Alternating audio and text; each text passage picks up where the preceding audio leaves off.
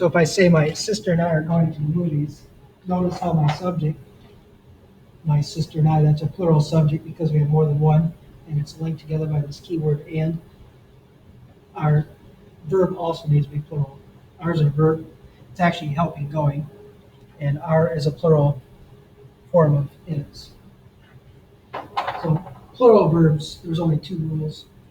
Singular verbs are a few more rules than two. So let's take a look at which is singular verbs. So singular, of course, we mean when the subject is one.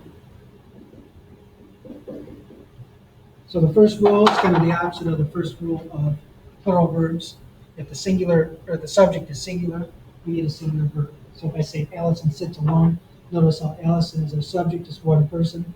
So I need a singular verb sits. Notice how it follows a rule because it has an S on the end of it. So it's a singular verb. Again, with these rules, most of them just come naturally. They just sound right. Most people would not say Allison sit alone. It just doesn't sound right. So that kind of makes this a little simpler.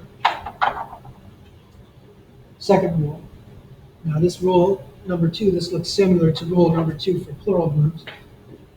A rule is when two or more nouns or pronouns are connected, but this time notice how we're using or nor.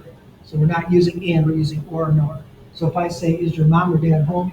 Notice how we have mom or dad. We have that keyword or. And our verb, this is kind of a different sentence because our verb is actually coming at the beginning of a sentence, and our verb is. Let's just take a look at that sentence for a second. Notice how this sentence changes if we put and. So if I say, is your mom or dad home, that works for or. If I put, are your mom and dad home, that works for and. So just that one word makes a difference. Rule number three, we're not going to talk about this too much in sixth grade, but rule number three, if you're talking about a sum of money or a period of time, this is always singular. So if I say $8 is a lot of money, notice how we have our money, we need a singular verb is. Or if I say 4 hours, that's time, we need a singular verb.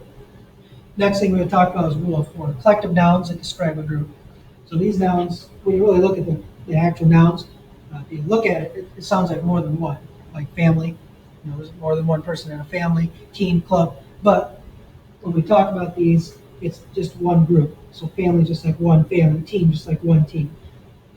So if we use a collective noun like this, we need to have a singular verb. So if I say something like this class is the best, notice we have a collective noun. Class, we use is. Singular verb. Also notice that, again, this is one of these rules where it just sounds correct. We wouldn't say this class are the best. It just doesn't sound right. Last but not least, it takes us to our singular antecedents. As we said before, these antecedents are the ones that we talk about with pronouns. They're the antecedents on this table, where these are just singular antecedents, same as in pronouns. And if you see one of these in a sentence, we need a singular verb.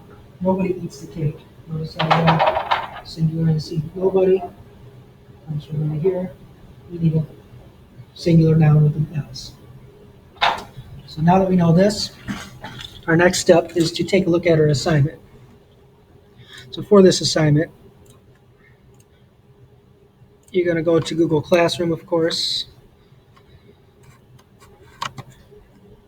Click on First Hour or whatever English class you have.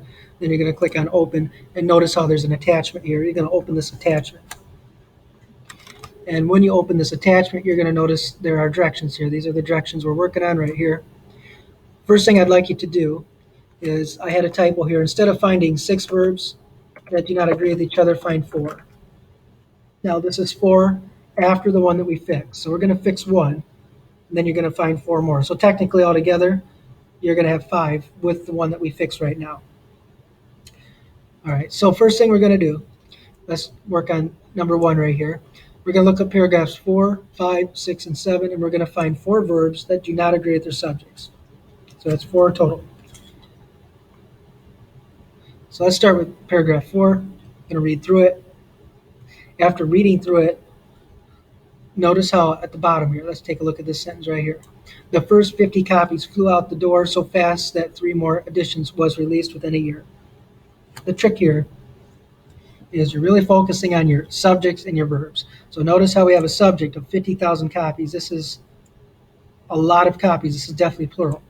This is a plural subject. So I'm just going to put a note in here, plural subject. You don't have to put notes in. I'm just doing this so we know for the purpose of this video. Since it's the plural subject, looking for my verb, looking for a word that shows action. Well, release shows action. Notice how we have a word next door that's helping it, was. Was is not a plural verb, it's a singular verb. So this is where you'd want to refer to the first part of the movie or take a look at your interactive notebook, that chart with the linking verbs, the singular and plural linking verbs.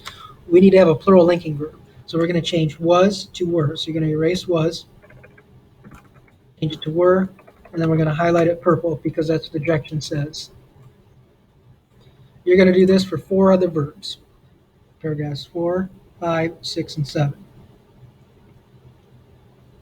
After you finish that, you're going to focus on paragraph 1 for a couple things. First thing I need you to do in paragraph 1 is you're going to look for a helping verb, highlight it yellow. Now there's more than one helping verb in this paragraph. Just find one. That's all I need. You're going to highlight it yellow. After you've done that, you're going to find a verb in paragraph 1 again that does not or is not in past tense. So this whole paper is written in past tense, but there's one verb in paragraph 1 that's not in past tense. You're going to find that, and then you're going to change it so it is in past tense, and then you're going to highlight it green.